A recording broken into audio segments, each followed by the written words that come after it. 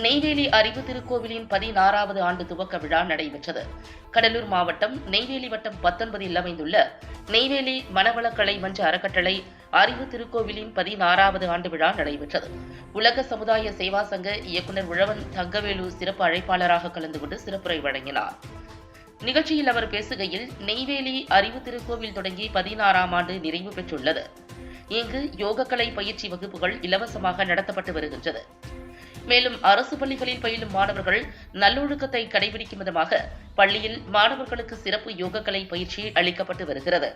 மேலும் சுற்றுவட்டார பகுதிகளைச் சேர்ந்த அரசு பள்ளிகளில் பயிலும் கிராமப்புற மாணவர்களுக்கு நடத்தப்பட்ட பயிற்சியின் பலனாக நடைபெற்று முடிந்த 12 மற்றும் 10ஆம் வகுப்பு பொதுத் தேர்வில் மாணவர்கள் அதிக மதிப்பெண் பெற்று சாதனை படைத்துள்ளனர். மேலும் கர்ப்பிணி தாய்மார்கள் யோக பயிற்சியை மேற்கொள்வதனால் சுகப்பிரசவம் அதிகம் நடைபெற்று வருவதாகவும், தொடர்ந்து யோக பயிற்சி மேற்கொள்வதனால் உடல் மற்றும் மனம் ஒருநிலைப்படுவதாக தெரிவித்தார்.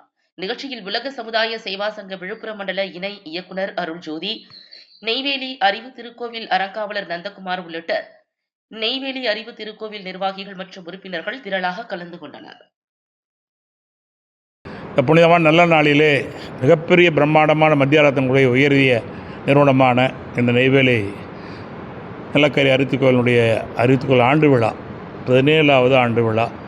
இந்த பகுதிவாழ் மக்கள் அனைவருக்கும் நல்ல உடல்நலம் மனவளம் பெறக்கூடிய கல்வியை வாழ்க்கையாகிறது. அது மட்டுமல்ல, கல்லூரிகளிலே அரசு கல்லூரிகள், அண்ணா பல்கலைக்கழகத்துடைய கல்லூரிகள் 1100 மாணவ செல்வங்களுக்கு மனவளக்கலை யோகாவாக யோகமும் இளைஞர்கள் வல்லமை கொடுக்கப்பட்டிருக்கிறது.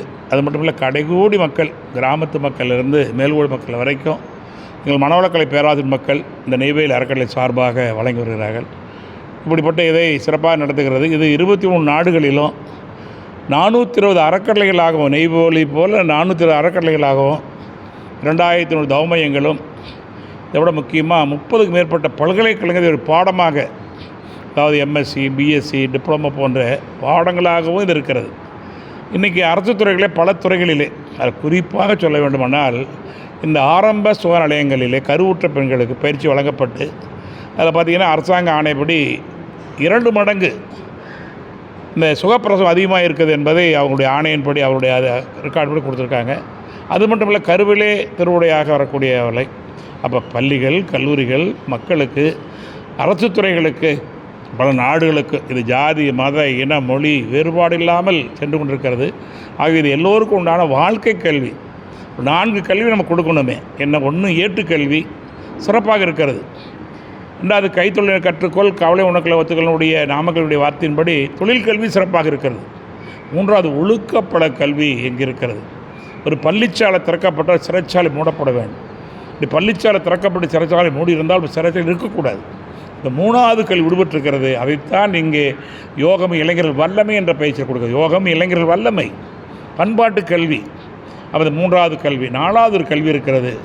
சூரியன் வருவது யாராலே, சந்திரன் எவராலே என்று ஒரு கவி வரும். அந்த கவியில் இந்த இயற்கை பற்றி கேட்பாங்க. அதுபோல் இயற்கை பற்றி அறிவு, இந்த பஞ்சபூதங்கள் எப்படி உருவானது, பஞ்சபூதங்கள் இப்படி என்னவாக இருக்கிறது, பஞ்சபூதங்களும் உடலாகவும் இருக்கிறது, நம்ம உடம்புல இருக்கிறது, அண்டத்தில் இருப்பதெல்லாம் என்றது இருக்கிறது என்ற உண்மையை எல்லாருக்கும் சொல்லுகின்ற பொழுது ஒரு விழிப்புணர்வு வருகிறது. எல்லா உயிரிலும் இருக்கிற உயிர் நம்ம உயிர் தான் என்பதனால் எந்த உயிருக்கும் துன்பம் கொடுக்கக்கூடாது, எல்லா உயிருக்கும் துன்பம் நீக்கி வாழ வேண்டும் என்று வள்ளுவனுடைய வாக்கின்படி ஈசல், ஈதல், இசைப்பட வாழ்தல், இந்த ஊதியமுள்ள உயிர்க்கிற தெளிவை ஒவ்வொரு மனதுக்கும் பெறுகின்ற போது அந்த ஒழுக்கப்பட கல்வியோடு இயற்கை கல்வி வருகிறது. ஆகவே இது சாதாரணமாக இல்லை. யதார்த்தம் 2 வரியில் சொல்லுவாங்க. அதை மட்டும் சொல்லி நிறைவு செய்கின்றேன்.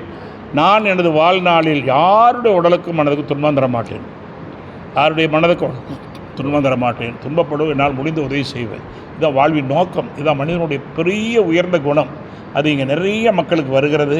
இது பார்த்திங்கன்னா இதனால் பல குடும்பங்களிலே, பல தொழில் நிறுவனங்களிலே, மிகப்பெரிய அரசு துறை வரைக்கும் இதை ஏற்கொண்டு மாணவ செல்வங்களுக்கு அதிகமாக பெரிய செல்லுகிறது என்று சொல்லி இது எல்லோருக்கும் சென்றடைய உங்களுடைய மீடியாக்கள் மிக உதவியாக இருக்கிறீர்கள். இந்த மீடியாக்களுக்கும் அல்லது தொழில் நண்பர்களுக்கும் அனைவருக்கும் நன்றி காணிக்கையாக்கி இந்த ஆண்டு விழாவில் உங்கள் அனைவரும் சந்திப்பில் பெருமை கொள்கின்றோம். இந்த ஆண்டு விழாவை முன்னிருந்து நடத்தக்கூடிய எங்களுடைய நிர்வாக அரங்கம் உள்ளிட்ட இந்த நிர்வாகிகளுக்கும் அனைத்து தவமையங்களுக்கும் நன்றி நன்றி நன்றி. வாழ்வளம்.